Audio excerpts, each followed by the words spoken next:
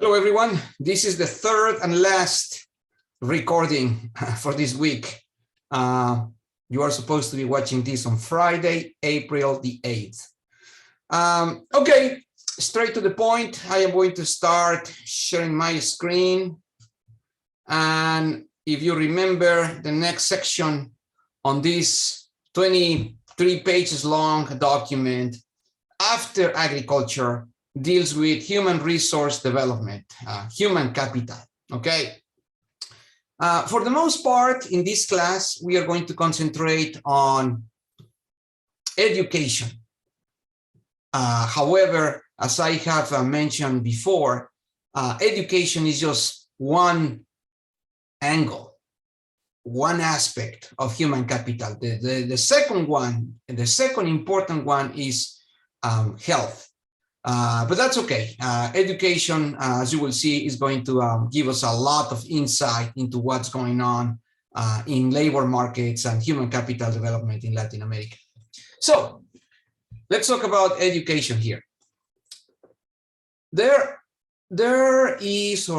are many people around the world, not just in Latin America, that believe that education is the golden key, the key to unlock stagnation, the key to unlock underdevelopment, the key to get rid of poverty and inequality, right? And obviously, I tend to agree with these statements, but only to a certain extent. So you need to probably write this down so you can reflect on this idea. Yes, education is a necessary but not sufficient ingredient to achieve development, to eradicate poverty, to eliminate inequality. No. It is very important. It's a necessary ingredient, but it's not enough. So let me give you some intuition behind this idea. I briefly mentioned this in class the other day, but let me expand this idea. So you may have a lot of education, high quality education, let's say producing doctors. But if the doctors don't have the hospitals, there are no clinics, there is no surgery rooms, there is no equipment, there is no nurses. You see, producing doctors is not enough. Producing attorneys is not enough. If you don't have the hospitals, if you don't have the core system that supports what doctors and attorneys do, or accountants, or scientists, or economists, or any other profession, right? So I just want to make this clarification because I don't want you to give, I don't want to give you the impression that I believe that if we had the entire human race highly educated, we would be, super happy, no problems, no poverty, no hunger. I don't think so. It is necessary, but not sufficient. And we'll talk about what else is necessary to make it sufficient, right? And again, I already mentioned the infrastructure, hospitals, the court system, but also the social and institutional infrastructure that has nothing to do with buildings or bridges or cars or highways. No, I'm talking about other types of institutions that, we have talked about before, the property rights, the coherent legal system, financial markets, credit markets, all of those institutions. If we don't have those things, education, as awesome as it can be, is not going to be that golden key, right?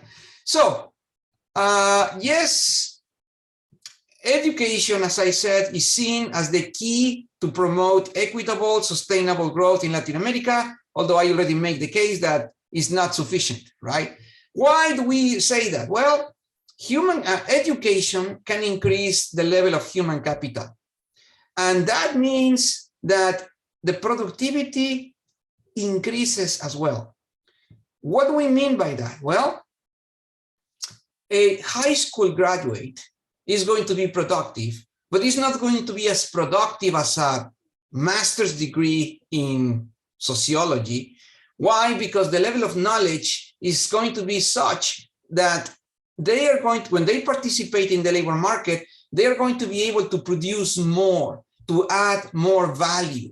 And therefore, the compensation for this higher level of skill, higher level of productivity is going to be higher too, right? So the idea is that if you have a more prepared, more educated labor force or workforce, the overall productivity of the country is going to increase, production is going to increase, income is going to increase, the compensation for everybody that participates is going to increase, and everybody is going to be better off. So that's a basic idea behind, well, sponsoring, subsidizing, promoting education. In addition to that, a more educated population also implies a more informed group of citizens that are more capable to participate in the democratic decision-making process. So, you know, this is partially linked to the last arrow here. More informed people are going to be more capable to participate in environmental, sustainable development practices. More informed population are going to be less, well, it's going to be more challenging for people to take advantage of them, to abuse them, to fool them, right? Because when you have a basic and minimum level of understanding of what's going on, well, you're going to question, you're going to, well, raise your voice if necessary. And that is a very important element in the democratic process. And it's also very important in the decision-making process when it comes to policies that we want to be sustainable, equitable, just. So education is really, really, again, super necessary, but unfortunately is insufficient. Oh, by the way, I was skipping this one. More informed citizens also are more capable to make informed decisions about health and family planning. This is why, for example, if you think about European countries where the level of education is way, way higher, well, the fertility rates are lower. And in general, people are healthier. They have healthier habits, you know, exercise more, they eat better, they visit the dentist and the doctor more frequently for checkups, and all many other, you know, healthy practices that in places where education is not as high, well, they are not, the practice are not as good. And of course, I already mentioned the family planning, fertility rates are lower.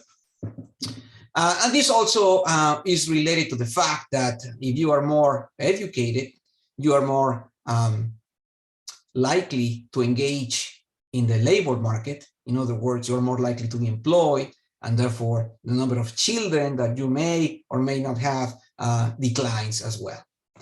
Anyway, so what are the problems in Latin America about education? Well, as I mentioned before, we have seen significant gains in universal access. What does that mean? Well, it means that more and more and more children go to school, which is a good thing. I mean, don't take me wrong. I'm not trying to minimize the importance of that fact. The problem is quality. The quality of the teachers, because they are poorly trained and poorly managed. Yes, they have in many Latin American countries the equivalent to teaching credentials, like we do here.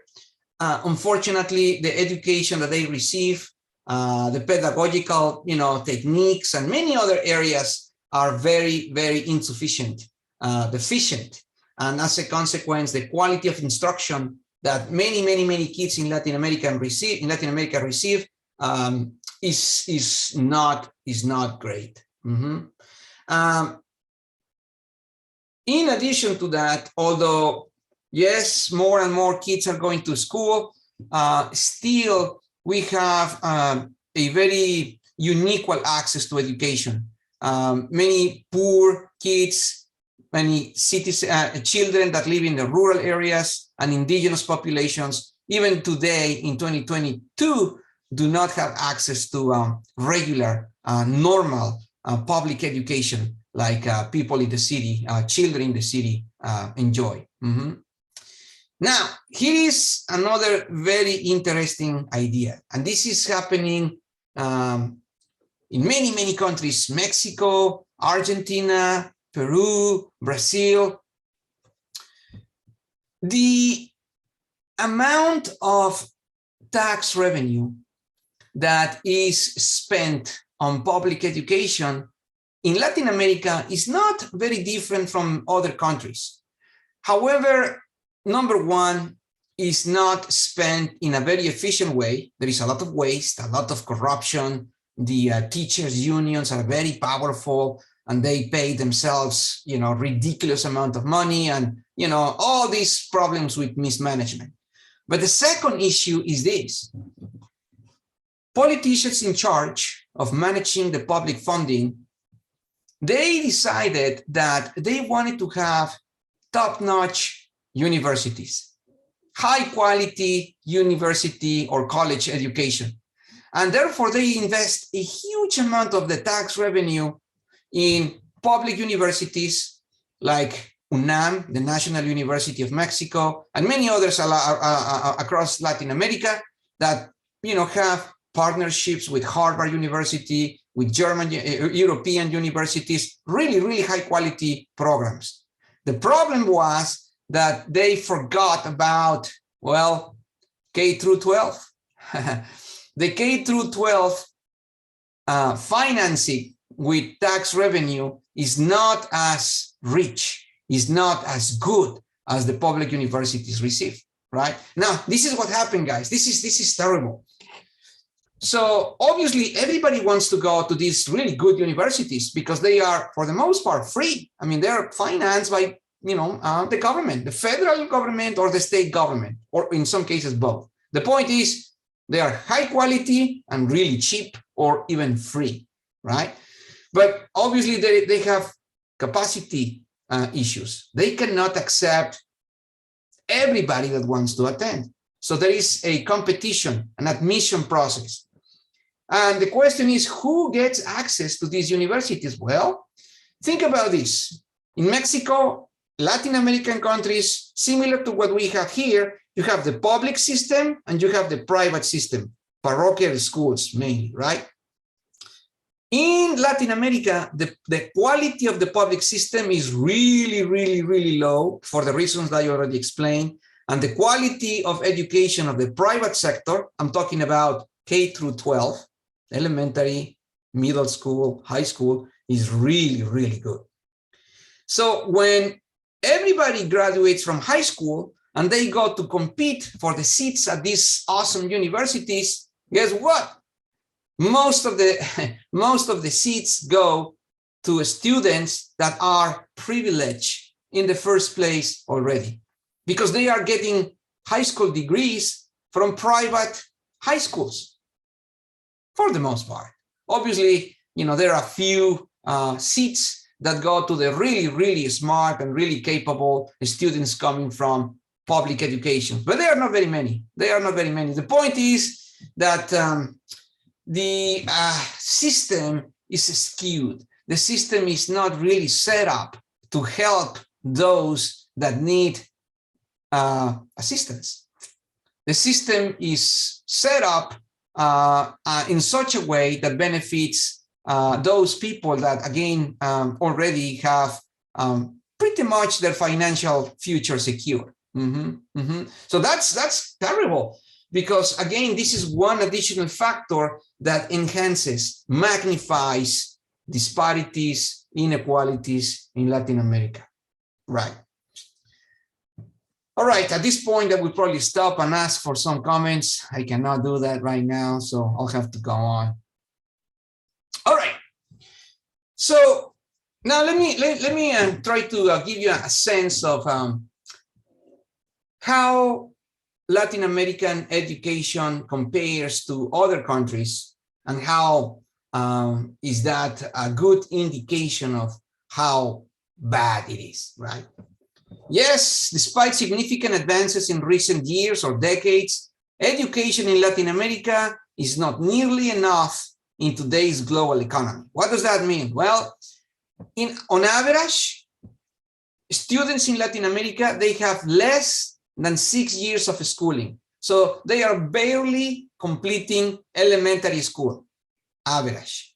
Now, this is roughly half what children receive in the US. So here in the US, children at least complete high school, most of them, right? And in Japan and other Asian economies, obviously, we were talking about at least 2 or 3 years of college. So you're talking about that the children in the US and Asia have at least a high school degree or a few years of college relative to the children in Latin America that barely finish elementary school. Think about that. Think about that. It's terrible. But not only that, you may be thinking, well, elementary school is something. Yeah. But look at this. Close to 80%. This I hope you are like perplexed by this statistics. Close to 80% of low-income students, not everybody, low-income students cannot understand written messages even after 6 years of schooling. So this is telling you that despite the fact that many kids complete elementary school in Latin America, the quality of that degree is so bad that they cannot understand written messages. 6th grade. It's just a very difficult situation, guys.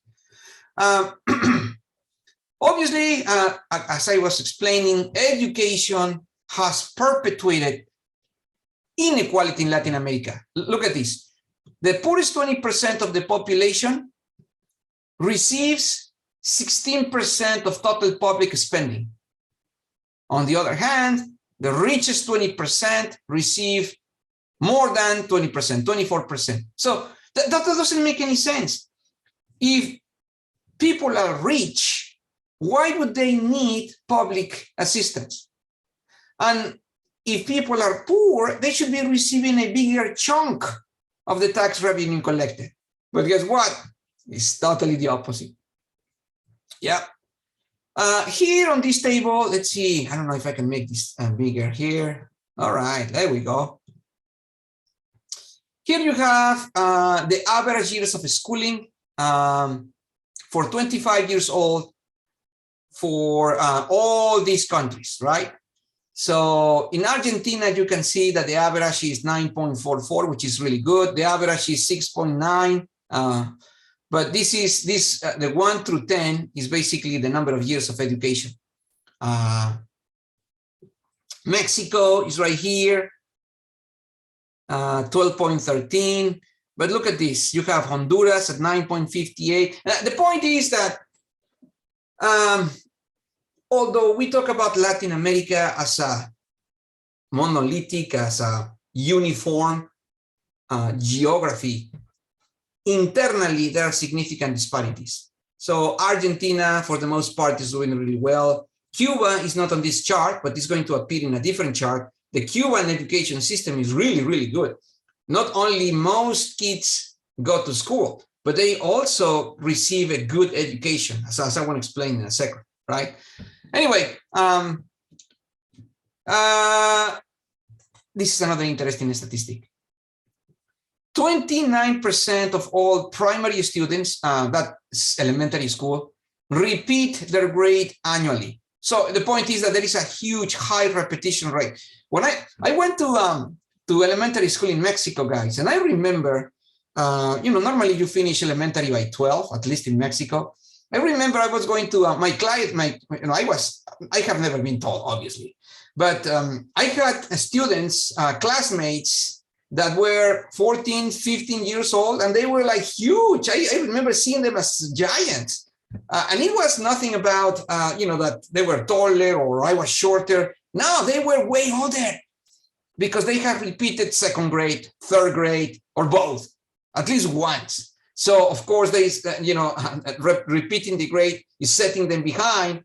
So by the time they reach sixth grade, they are 14 or 15 or 16 years old. It's just crazy, crazy. Not surprisingly, yes, Latin American students score very, very poorly on international competitions, right? I mean, they don't even, make the table at all, right? Okay, there is a very interesting organization. It's called Oxfam. This is a non-for-profit international organization that tracks many statistics. You can look this up at Oxfam, this one right here, oxfam.org. But in this particular case, I want to show you this EPI. They collect something called the Educational Performance Index. That is an attempt to gauge the extent of educational deprivation. Basically includes, yes, enrollment, but also gender, equity, completion rate. It's a composite index. It's not like other indices that we have seen before. It's not just looking at one indicator. It's a composite, right? Anyway, the point is, the issue I want to show you here is the following. So here you have Cuba. Okay, let me show you this. I think I can do this.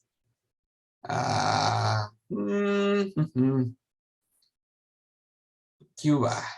Here you go. See Cuba in blue, this circle in blue.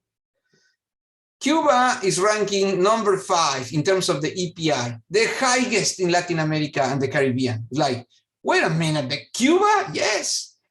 In Cuba, the health system and the education system are probably among the best in Latin America, if not the best. And you can see this clearly, ranking number 5 in the world.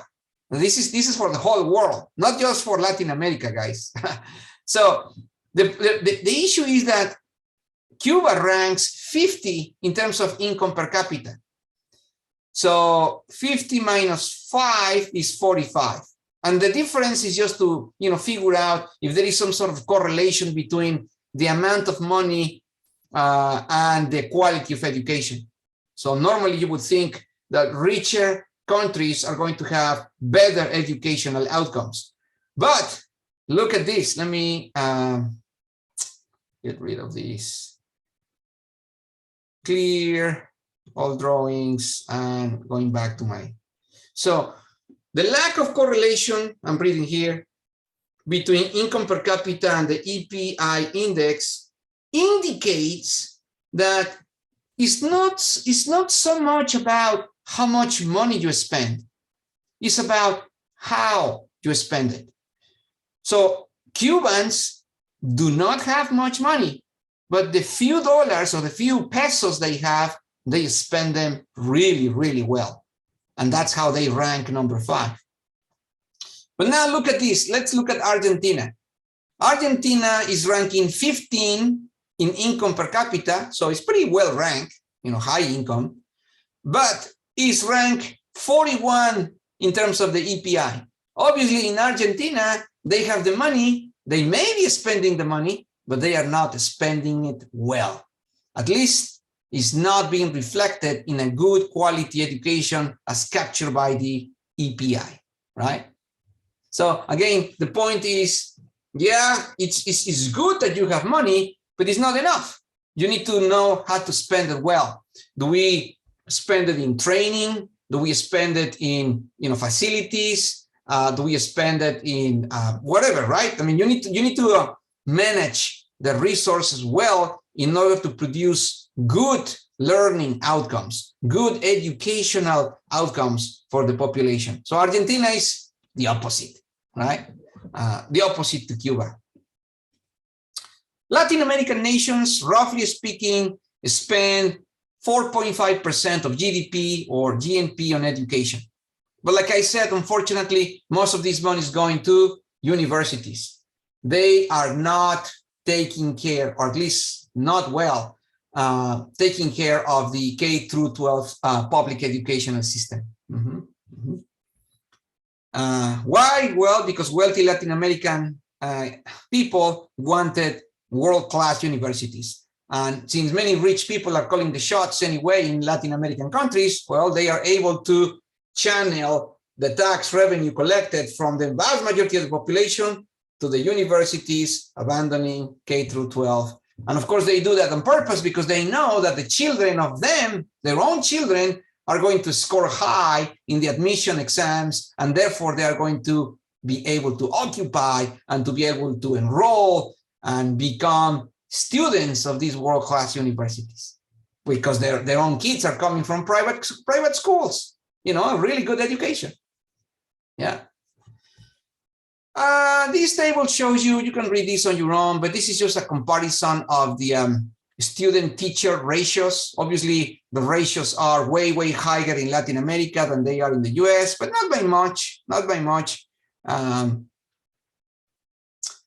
This is important.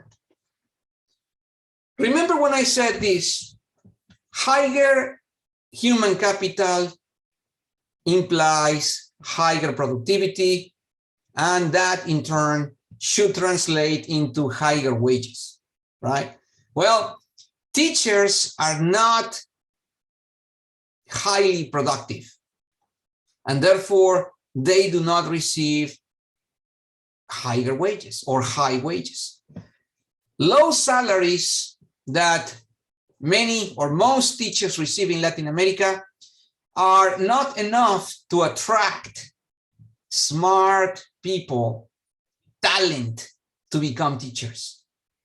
And of course, if you think about this, I mean, if you have some vocational interest in teaching, okay, you may be saying, okay, I'm going to be making less money than what I could if I became an engineer or an accountant. But that's okay. I love teaching, right?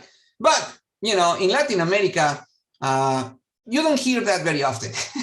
You know, we're talking about a situation where, okay, we need to figure out a way to make money to survive, to support the household. If you have a wife, you have children, or you have a husband, well, you need to make money to survive, right? So, yeah, teachers are not very well paid, and that makes attracting smart potential teachers very difficult. Malnutrition, poor health, and easily remedy problems such as the need for eyeglasses limit poor children's educational success. And this is again yet another example. I mentioned this in class before. Many children go hungry. Many children do not have glasses. Many children have parasitic diseases. Many children suffer from many issues that you see them sitting in their chairs, but they are not really taking advantage. They are not absorbing knowledge. They are not learning because they are afflicted by a numerous amount of situations, right? Anyway, let me move on to another section. Okay. What is producing this educational deficit? And this is an interesting section of the topic, because basically it's going to look at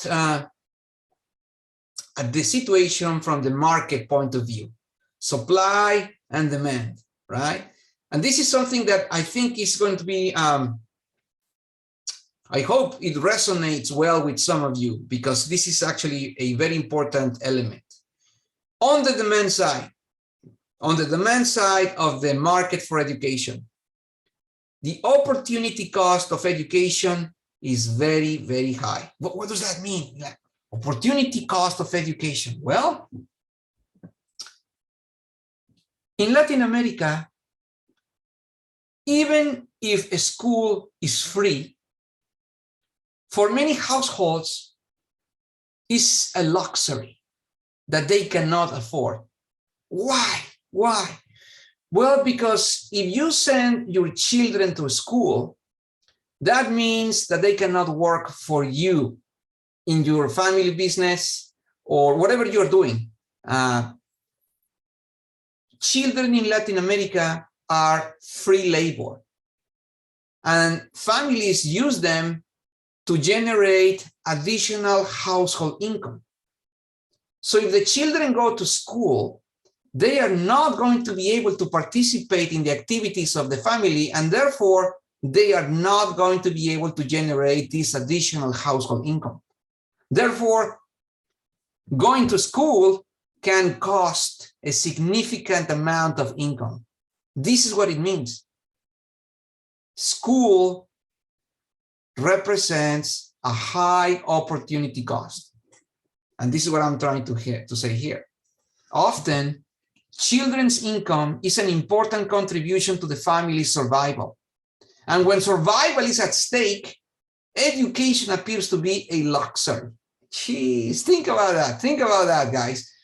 Some families are so poor, and some families are in such dire conditions that they have to rely on the boys and the girls at very early age to work so that they can assist with some money for food, for medicine, for whatever they need.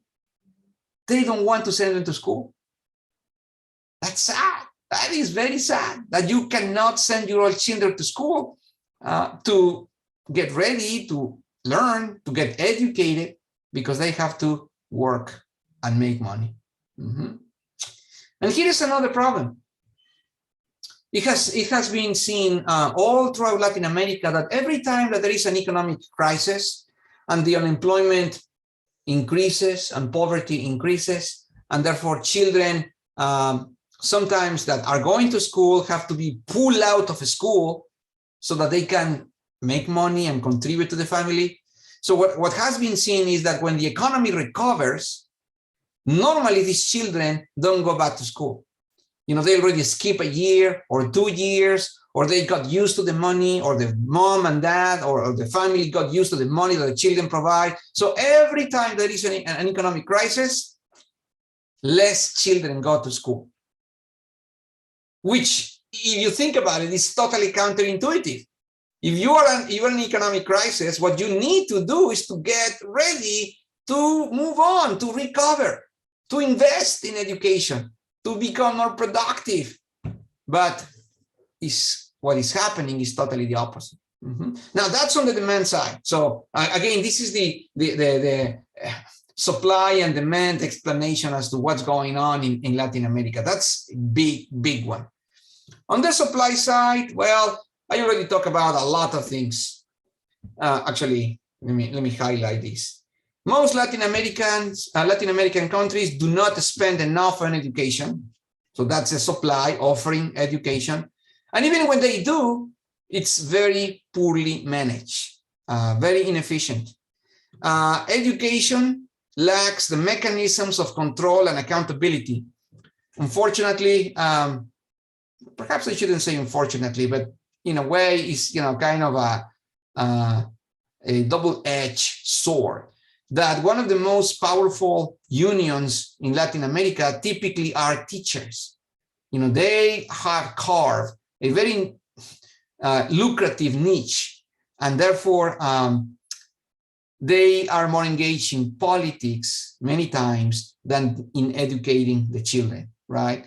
And therefore, the government is losing control, is losing accountability, and the union teachers are getting more powerful and things like that. And again, going back to this, inadequate pay and preparation for teachers, that also makes the supply side of the equation suffer a lot. And finally, I would say this: the bureaucratic, centralized educational machines become overly involved in their own interest to the detriment of the students. Yeah, think about this. If you think about 5% of GDP, it's a lot of money on the table, a lot of money that can be used or misused. and many people have their hands on this pile of money. And unfortunately, when they grab some, they are not going to use it well. So, some important questions. Given everything I've said, given the scarcity of resources, here is a very important question, guys. What should be What should be the level of state government intervention in educational affairs? What should be the role of the private sector markets, right? So I mentioned this in class before. Think about Fresno State. Think about what's happening right now. Fresno State is a public university. Yes, you guys do not pay the full amount, the full cost of your education. You pay probably like 55, 60%. The other 40, 45% is subsidized by taxpayers through the state of California, hence Fresno State University, right? So the question is, well, in California, we have K through 12 public, we have the college level, the CSU system, the UC system, all these public universities, colleges and universities. So I guess in the US, at least in California, we decided that the government should play a very important role, because if the state was not here, how many of you guys would be able to afford a private college or a private university? Perhaps some of you could, but the fact that you are here is an indication that many of you perhaps wouldn't, because if you did, perhaps you wouldn't be here. You would be attending Stanford, I don't know, other universities, right? The point is, what is the right combination between state-sponsored education and private education? In Latin America, if you think that in the US, in California, the public educational system is key, is important, think about how important the same public education system is in Latin America, where income per capita is lower and where private education is more expensive. If you don't have the public sector intervening in educating the population, things would be a lot worse. That's what I'm saying. You cannot let only private education through markets alone and trust that that system is going to educate the population of a country. It's just not going to happen. It's not going to happen because many people are not going to be able to afford that. And it's also an issue of capacity. You know, private universities, private schools are not going to be able to absorb millions and millions of kids, even if they had the money to pay for it. They don't, but if they did, they wouldn't be able to absorb and educate that many that amounts of people, right? So here is the point that I'm trying to make. Public education is necessary. What we need to do is to improve, yes, the quantity, but in the case of Latin America, the quality of public education, right? Only if we do that, we are going to be able to educate more students, to educate them better, to make them more productive so that we can increase the income in the country. Production, consumption will go up, salaries will go up, and the economy is going to be better off. Without public education, it's just not going to happen, guys. Anyway, again, I lost track of the time. I'm going to stop sharing. And I think this is a good stopping point. So I will see you guys on Monday live in the classroom so we can pick this up. So in the meantime, well, enjoy the break and I will see you soon. Thank you.